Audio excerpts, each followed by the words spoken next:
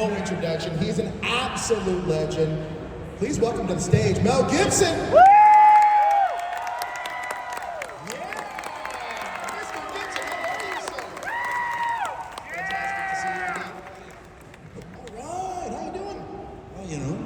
We're in Philadelphia. I'm walking, breathing, looking good, blinking, peeing. That's good. In fantastic shape. Better shape than I am. Big ball. Facts. Look, let's take you all the way back. First question I have for you. It's a nice little icebreaker question. Do you remember getting your first SAG card? Your first project where you got your SAG card? First what part? Project where you got your SAG card? Oh, I don't know when I got the SAG card. I think I got the SAG card last year when I started to notice things sagging. But it was like, probably first American film. Yeah. Was, and I can't remember what that was. I'm sure that's why IMDb exists, right? That's we could Google that. Yeah. I gotta ask you, Mad Max is absolutely incredible. That put you on the global map. Looking back, what do you remember? There we go. Let's hear for some Mad Max. What do you remember most about filming in the Australian outback on a shoestring budget with George Miller? Yeah, it was a fairly simple project. They didn't have a lot of money, and it was like you weren't special. You didn't have a trailer. You know, you kind of changed your costume out in the middle of no place. Back to basics, huh? Yeah. So it was, and it was kind of a thing where you didn't have so many sort of union pigeonholes. So, you know, you found yourself doing things like dragging camera equipment around, you know. You yourself? Yeah. Oh, so everybody that you guys were also like crew also? Oh yeah, man, I remember dragging cameras up to the top of the pyramids, you know, at 4 a.m. and all kinds of stuff. And then you get in front of it, you know, so it was... What did that film teach you? Because that movie wasn't made with a lot of money. And it came out so good, and it was obviously a cult classic. What did that film teach you later in your career when you would go on to direct yourself? Oh, a lot, yeah. George Miller is a kind of a master of, he actually shoots the edit. Does he really? Pretty much. He's kind of a mathematician like that, so he's, he achieves excellence, but it's very scientific, but he's a doctor, you know? So, you know, 3 and 3 makes 5 or whatever he comes up with, and he just, he manages to, shoot in a way that I found very curious. That I was like, why are you doing it like that? He said, because I'm gonna stick it together with this. And then I began to understand. So he's editing the movie in his head already. Oh yeah. As you guys are shooting. He's a big storyboard guy. Fascinating. Now, working on that film in those conditions, as a young actor especially, when was it dawned on you, wow, this is something that's pretty cool. This is gonna be something special? It didn't. I mean, it was something that I wasn't used to doing. It was really basically the first thing I ever did. And one never knows how it's going to slap together or how it's going to be taken. Sure. So I was still like 21 years old, so I didn't know anything. I still don't know much, but I really knew nothing back then. And it was, I had no notion until people started digging it. Sure. Now, we're going to jump around your career because I can't cover all your films. We'd be here until tomorrow. But when you first stepped into the role of Martin Riggs in Lethal Weapon... Yeah! There we go. Did you have any idea that would be one of the most iconic buddy cop movies and would set the bar for what buddy cop dynamics are? Yeah. Well, you know, it was interesting because usually with that kind of film, and I'd seen them, and I'd read a bunch of scripts where the guy was a tough guy and he didn't have any flaws, and so that was an unusual one, and I liked it because the guy was like, he was not balanced. He was a kooky guy. He was like thinking about, he had thoughts of ideation, you know, he wanted to knock himself off, and he didn't care because he had PTSD from wherever he was.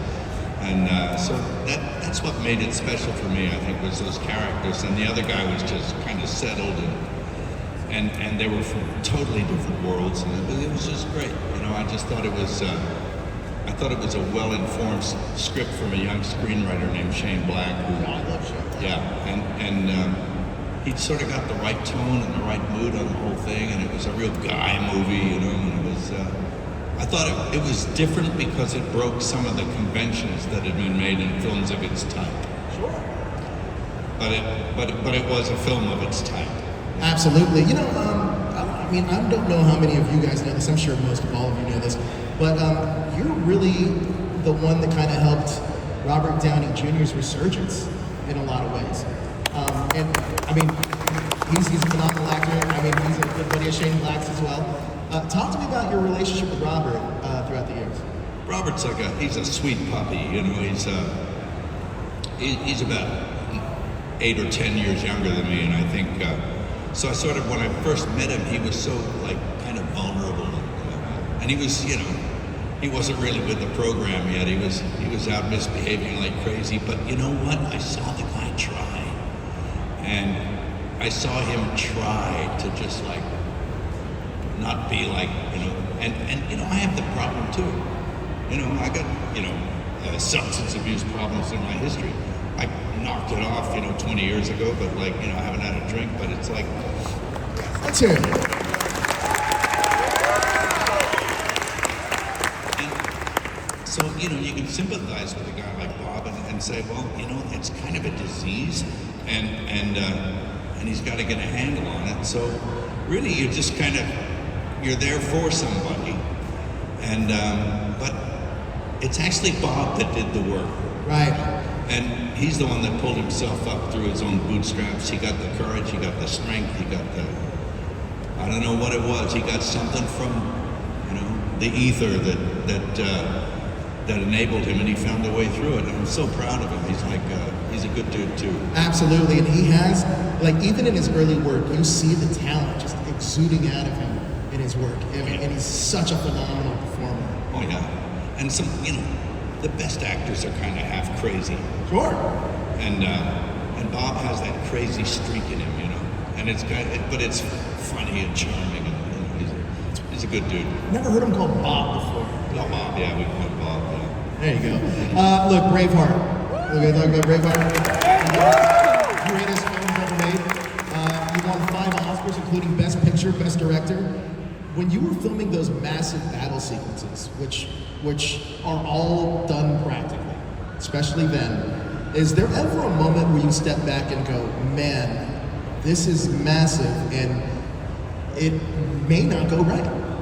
Of course, you know, it was only my second outing as a director. Right. It was like massive. There were like 3,000 people on the set, and they're all looking at you like you know what you're doing. Sure. And it was like I pretended I knew what I was doing.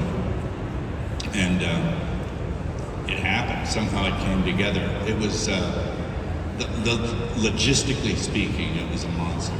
And from feeding everybody to, you know, getting them all in makeup and then the war and stuff like that. But the proudest achievement of that was that I think only one guy got a hangnail in the whole thing, and I think there was a broken nose and a twisted ankle, but that was it. Wow. So, because I used to stand up with a megaphone and I said, what's the S word? And they'd all go, safety. And I say, right. I said, if anybody hurts anyone, I'll kill them. You know? It's like, so they all managed to get through it, and man, that big sequences, long shoot, 105 shooting days. Man. That's a long shoot. You don't get any days off. I was a lunatic. They had to put me in a straitjacket by the end, but yeah, I'm really proud of it. Oh, it paid off. It's an incredible film. Still holds up to this day. Absolutely incredible. I kind of want to talk about your directing a little bit more, because I feel like, first of all, to come out of the gate being your second film and winning an Oscar is no easy task. But one thing that I've heard from a lot of actors when I've done these panels is a theme is that being a great director is being a great problem solver. What would you say is the #1 quality that you take into consideration when you're directing? I would say it's desperation, because there are problems that crop up by the battalions every day, and you have to make split decisions to save time and money.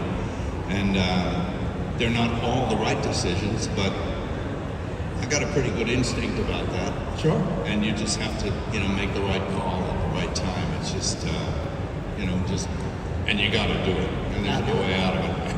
Yeah, and once you're rolling into there, and once you're shooting, and there's all these people standing around dependent on you, and you depend on them too.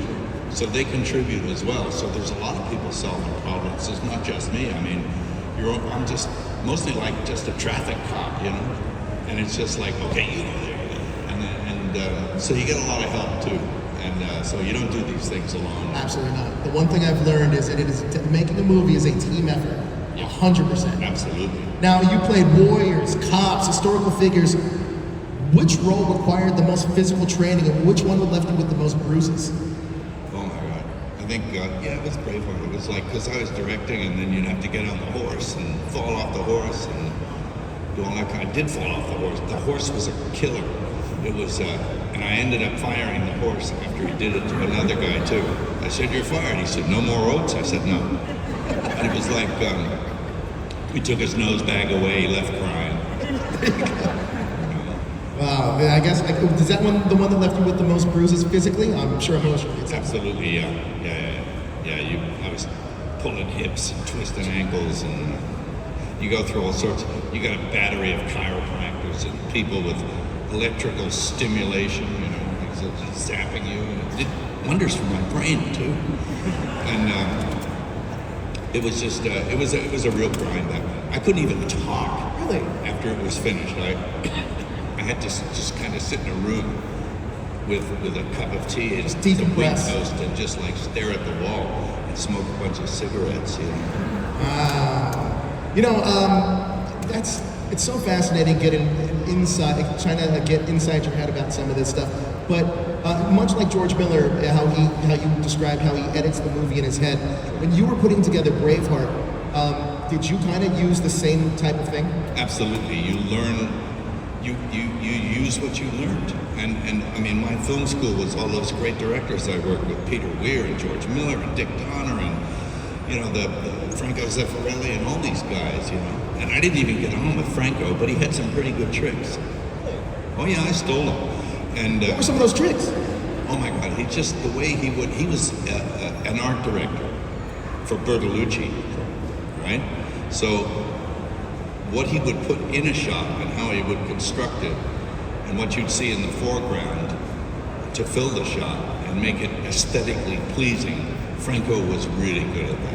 And you know, we'd have screaming matches every day. Poor guy wouldn't turn up to work, you know. You could light his breath, you know. And so I started to get pretty annoyed with him. In fact, that's when I started directing. Really? Yeah. It was like, I'd be there at 6 a.m. ready to go, and he wasn't there. And I had financed the film, so my farm was on the line, and I was like, oh, geez. I said, so we can't just do nothing. So I started to say, okay, we're doing this sequence. I said, put a track over there, put an 80 mil lens on it. We're going to key light it from over on that side, and we're going to do this soliloquy on the move. And they shot it. Really? Yeah, and they put it in the film. And Franco came in halfway through and he said, what are you doing? I said, get off my set. You know, it's like one of those things, you know. God help him, you know, he was we ended up being pretty friendly, but man, we had us. That was the only time I ever really had a angle with a director, yeah. Now, I have to ask, because I feel that like you have such a wealth of knowledge, but what's something that we wouldn't know about the making of Braveheart that like happened behind the scenes that you would know? The what? The making of Braveheart that we wouldn't know. Oh. Behind the scenes story? Besides firing the horse? I don't know, the stunt guys. What about stunt guys? Well, the horses, for example, the RSPCA came after me for cruelty to animals, right? Because they saw these horses being flipped and doing running W's and all this sort of stuff. And they came up to me and they were out to hang me because, yeah. And I said, they weren't real horses. And they said, what? I said, the stunt guy and I got together and we said, what if we get mechanical horses on tracks that undulated, and you could fire on air jacks, and you cover them with like fur and stuff, and they look pretty real, but they actually look like they're riding, and you can actually do horrible things to them. You can even throw them on people. They only weighed about 150 pounds, and people got crushed by them. Really? Yeah. And they even moved. You pull the rein, and the head moves. It was crazy. So we constructed fake horses for a lot of the really heavy stuff. There's some real ones in there too, but like, you know, we got it right. And we had a wonderful editor called Steve Rosenblum, and was a master at not showing the trick. You know? That's amazing. So that's the magic of filmmaking right there. Let's jump around. I'm going to talk about signs for a second because I love signs. There we go. Signs made me afraid of cornfields to this day. I can't go to like a cornfield maze. Can you talk about the strangest fan theory that you've ever heard about that film at all, or working with M. Night just in general? I didn't understand the question. A fan theory. Have you ever heard any crazy fan theories about signs at all from fans that you've interacted with? You mean about crop circles? Yeah. Yeah, you know, people can't explain some of them, right? Yeah. I don't know what to think about crop circles. Maybe there's some kind of magnetic pull in the earth, or perhaps the government is experimenting with some new kind of, I don't know. It sucks down a circle of corn. I guess it must need to eat whatever it is. You know, I don't really have a theory about it. I do believe that there are other things outside of us. You know, I'm not closed off to that. I believe in ghosts and angels and all sorts of stuff, you know, extraterrestrial beings, but I have no theory on that. And I've heard some wacky theories, but I just kind of turn off to it because it doesn't kind of want to go in. I am so sorry. I do not mean to interrupt. I do not mean to interrupt. But Fan Expo Philly, ladies and gentlemen, make some noise, Mr. Danny Glover.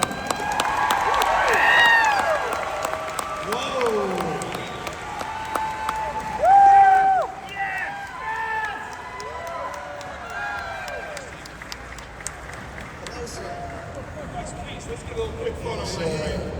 Quick photo? Photo op. Get a photo op. That's what's good. We have a photo op. Take some pics right quick. This is what Fan Expo's all about, people. Wow. Incredible. We're going to let you guys continue your panel. We're so sorry we had to come in. We got to take them all. Thank you, sir. Ready to go? All right, let's go. Thank you so much, Danny. Look, it's a little cameo. You guys got a little cameo there. Ah, that's awesome. Oh, cool. Oh, there we go. Yes, Mel needs a microphone. There we go. You take this one. There we go. We're back on track. You know what? That actually perfectly cues up my next question. So, look, you were once confirmed to be directing Lethal Weapon 5. And then, there we go. And then I think somewhere in September, you said it wasn't quite right, it wasn't quite where it needed to be at the time. What can you share about Riggs and Murtaza coming back to the universe of Lethal Weapon? You know, unfortunately, the director who was involved on all the others passed away. He's sort of an untimely, but he was 91. He had a pretty good innings. But I made 6 films with that man, so it was kind of an emotional thing for me that he passed away. It was like your dad, you know. And so he said before he went, he says, "Hey kid, if I drop off the perch, you take the reins." And I said, "Shut up, you're not gonna go anyplace." But he did. So I remembered that he said that, but I didn't say anything. But everybody else said that he said that. And it gave me the. So I sat down with the writer and we did another 2 or 3 drafts in the screenplay, and it came out pretty good. In fact, I think it's the best of all of them. Oh yeah, and it's got like a lot of fun, and it's got really emotion. And for one reason, I mean, the studios are having a lot of problems. You know, it's like I don't know what the deal is, but they can't get that up. Really? Yeah, it's weird. It is. I mean, we've seen a revival on Top Gun. A lot of movies from that era. We're starting to see some. Kind of crazy. I'm not quite sure what the problem is, but it's a really good screenplay. And we gotta get this guy back. Yeah, we got to get him back. All right, let me ask you this: Where would you want the characters to be now, like in the world? Where they are, you know, they're retired. Yeah. I still gotta, you know, my character has a crappy desk job, and he's watching all the young guys do all the hot stuff, and then he's retired. He's a widower, you know, and all that kind of stuff. But they sort of like get on to something, and they're doing something they shouldn't be doing, and of course they're getting into trouble, but they have a lot of fun along the way. And it tackles some real issues about human slavery and stuff like that. So it was, it's got a lot of substance to it, I think. I think we need all you guys out there to get on social media. Yes, absolutely. Now, you've been both behind the camera, in front of the camera, in some of the most iconic scenes in film history. What's more stressful for you, delivering the perfect performance or capturing the perfect shot? I think the bigger challenge is in the overview is directing stuff, and that's a bigger challenge. I mean, I remember when we were doing Braveheart, big shots of, with all people belting each other, and the massive scope of the thing was primary in my mind. And then the first AD, he couldn't move his head. He was this English guy, and he said something like this. And he says, I think they're going to shoot, stand by. And he'd come up to me and he'd say, all right, we've done this scene. I think you better hop in there and do your bit. And then I'd say, oh shit, okay. And it was almost like a drag. Yeah, and I'd jump in and I'd do 3 takes and I said, okay, we're out of here, And so that performance, yes, one needs and wants a good performance, but I think I had a pretty good handle on who that guy was, and just followed a little instinct. But the more difficult task, I think, is just trying to sort of coordinate everything to come together. The right wind, the right light, the right shot, the right performance in the shot from other performers or yourself. The thing on the horse where he's walking around talking to the guys, and he's sort of getting them all roused up to go to war, was the horse did the work, because it was a skittish horse, and it took everything I had to hold on to that beast, and every time I'd yell he'd take off, so it gave the performance something like I was raring to go, because the horse was like, and then when I would let him go, he'd just take off, freedom, all that shit. And it was like, it was fantastic, So, I found that the horse actually was the better actor in that scene. Where's the Oscar for the horse, right? I don't know, but he got an extra bag of oats. There you go. The horse was rewarded. Yeah. Look, from Mad Max's post-apocalyptic world to Braveheart's medieval Scotland, you've conquered so many worlds. Is there any setting that you haven't explored that's on your bucket list? Yes. What would that be? I wrote a script about 15 years ago, and it's really cool.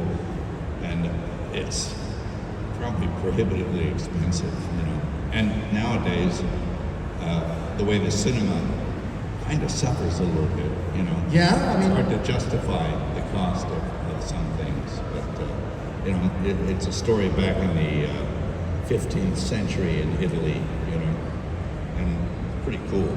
There's everything.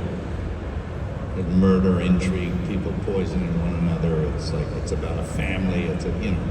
No, we got to see this movie now. Like The Godfather, but it's like the 15th century. All right, Mel, what studio are we pitching this to?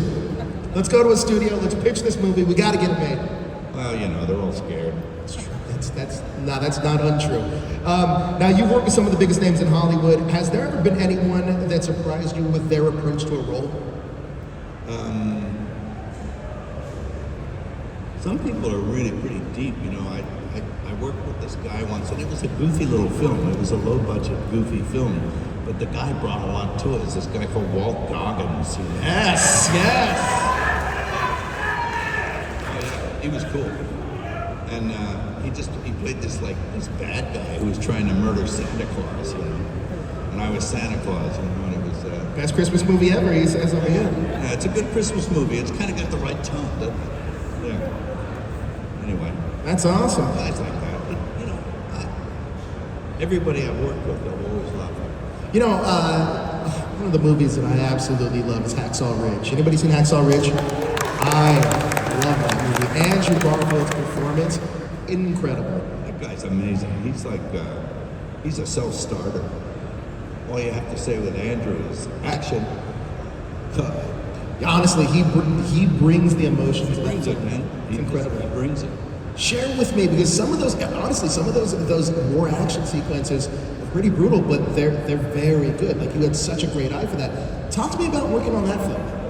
About what? Hacksaw Ridge, the action sequences. Oh yeah. Well, we didn't have very many days to shoot it. Really?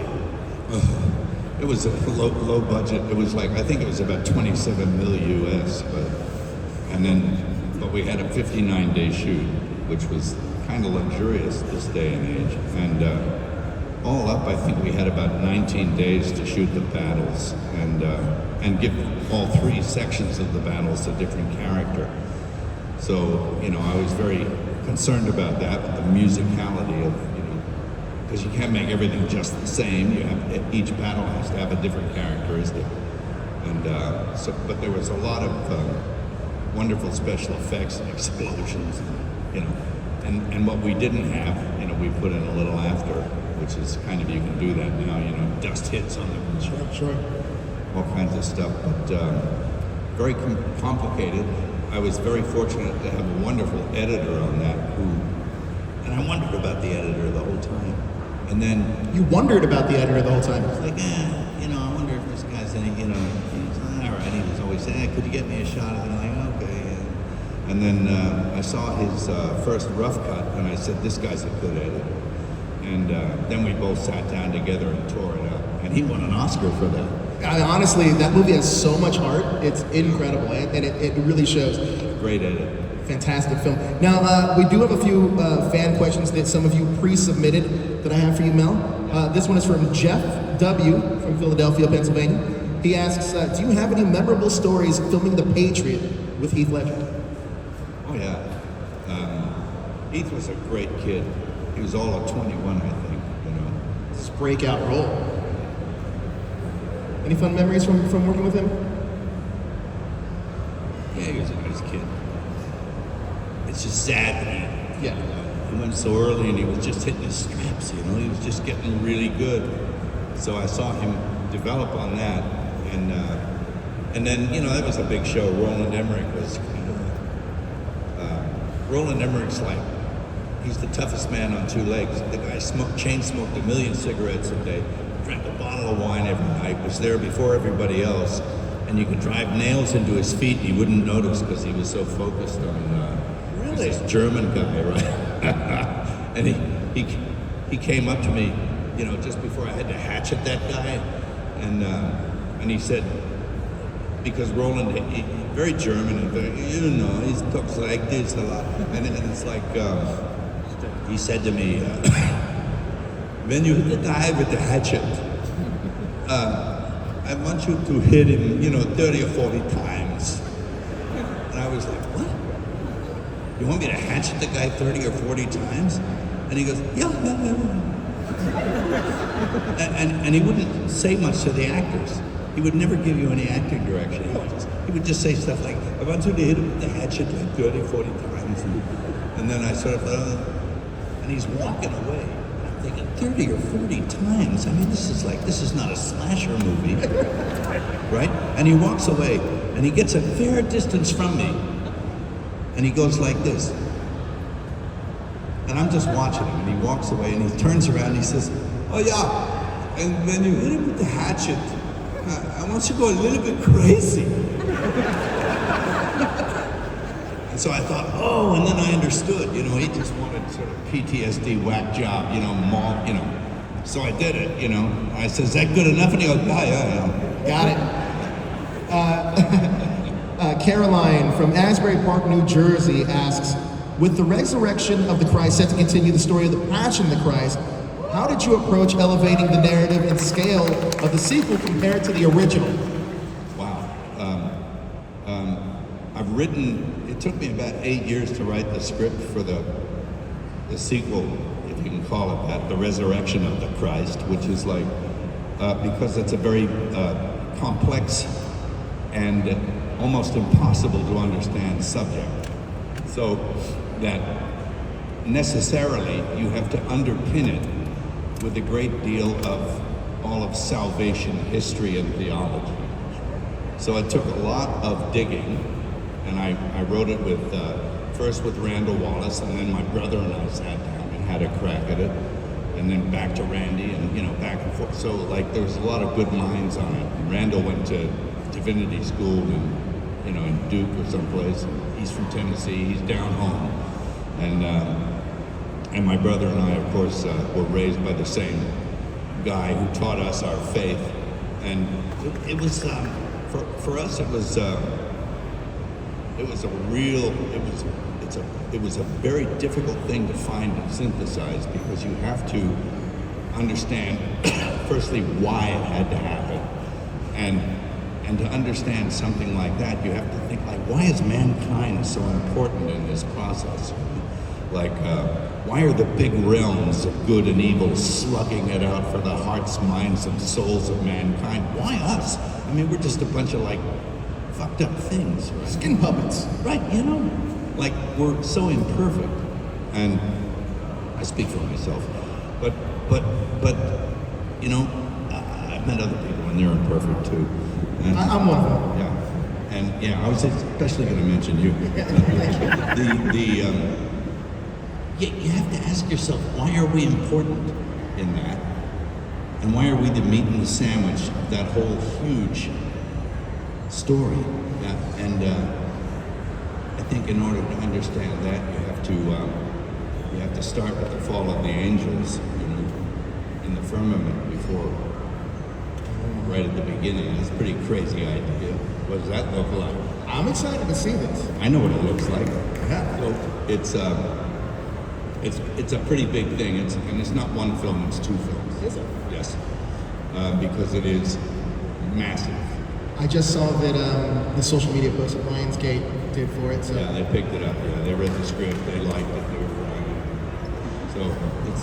So it's pretty crazy. do we have a time frame of a release date at all? No, Not yet? I'm going to Rome tonight. Are you really? Yeah, to start. Wow, to start. And I am scared shitless. I have to tell you, I'm scared to death. Are you? Kinda. If I anybody, hatched it with my brother and Randy and kind of and but if anybody's going to have a handle on this, Mel, it's you. I mean, I don't know. We'll see. I'm half. But I think if you're not afraid of something like that, there's something wrong. I would agree. So I have to do. I have to do a really good job. Oh, you're going to crush. You're going to knock it out of the park, and pretty soon, whenever that movie's out, I'm sure we'll be up on the stage talking about it and picking it, figuring out all of it. Spare a thought.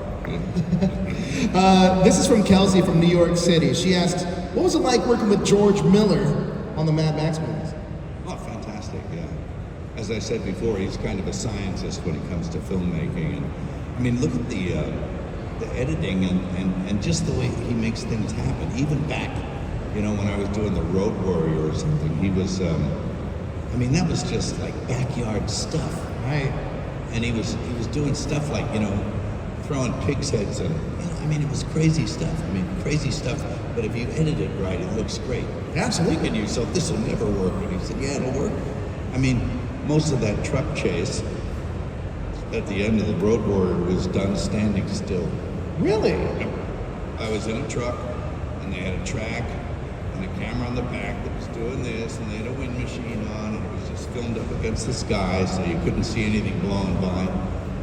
And so much of it was just done standing still. The magic of filmmaking. He did an experiment called simulated movement with me, and I'm saying, how's that going to work, George? He said, hang on, let me show you something.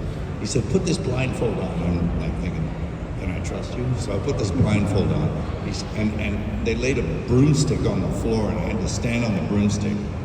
And he got two grips on either side of the broomstick. He says, now when I tell these guys to lift you up, they're going to lift you way up in the air. But don't worry, I'm going to have you by the waist so you won't fall off the broomstick, right? So I got the blindfold on, and I go way up in the air, right? And then he said, take the blindfold off, and I did, and I was only an inch off the floor. Wow. But what he'd done was that the guys lifted the broomstick just a little off the floor, and what he did was squeeze my ribs and kneel down. So I felt as if I hadn't made I felt as if I had moved up. So that's called simulated movement. You know?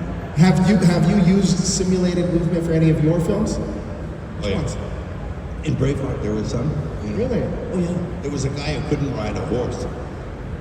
He told me he could ride a horse, but when he got there, he couldn't ride the horse. And I'm like, oh. So I used the old George Miller technique.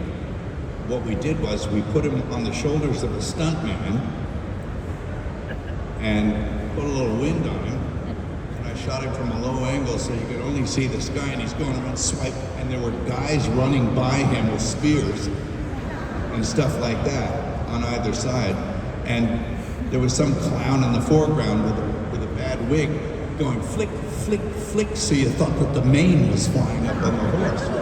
Oh yeah. And he looks like he's flying through the battle. He looks like the best rider in the world, but it was just done out there in the middle of the field, Welcome to film school with Mel Gibson. This is pretty awesome. Pretty weird. Shooting stuff backwards. What did you shoot backwards? Shoot a lot of stuff backwards.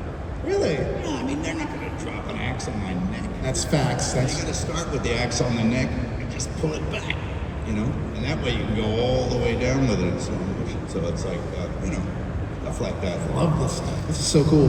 Now, Zach D from Clinton, Connecticut asks, what was the most physically demanding role you've ever had? I think you said it was Braveheart. David B from Philadelphia asks, is there a role you were, this is a good one. Is there a role you were offered but passed on for one reason or another that you kind of regret now? Oh, the bunches of them. Really? Yeah, I couldn't do them. I was so busy I couldn't do them. When I was doing The Patriot, Ridley Scott wanted me to do Gladiator, right? But I couldn't do it because I was doing The Patriot. So I thought, oh shit, I kind of like the script, but didn't do it. So, you miss things. And other people get opportunities, like Russell got a good opportunity there, That's crazy. How different this world would have been as you as Maximus, yeah. Wow. Let's see, Don from Pennsylvania asks... They're making a cannibal movie where a guy eats his mother-in-law. Wait, you're thinking of making this movie? Yeah, and call it Gladiator.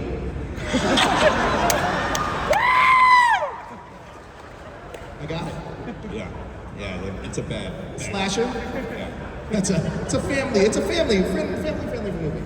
Well, look, Mel, it has been an honor talking to you today. Thank you so much for your insight and your knowledge. You are absolutely incredible. Everybody, let's hear it from Mel Gibson. Yes, thank you so much. Also, let's hear it for our ASL interpreter, making sure that everybody can enjoy these battles. Yes, thank you guys so much for coming out. You guys are incredible. Thank you.